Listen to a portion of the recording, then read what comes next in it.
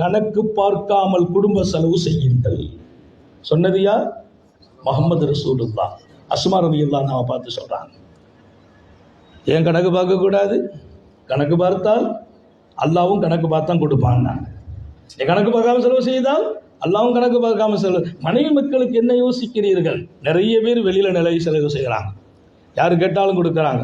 நான் மனைவிக்கு கொடுக்கறது இல்லை, பிள்ளைங்களுக்கு கொடுக்கறது இல்லை. பிள்ளைங்க கெட்டு போய்விடுவார்கள் என்ற பயம் இருந்தால் அது வேறு, மனைவி தவறாக போவார்கள் என்ற எண்ணம் இருந்தால் அது வேறு.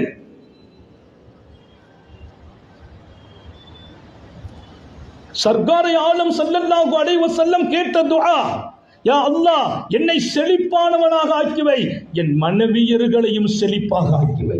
அல்லாஹும்ம இன்னி அஸ்அலுக கினாயா வ கினா மௌலாயா, யாரிடத்திலும் நான் தேவையாக கூடாது, என்னை செழிப்பாக வாழவை.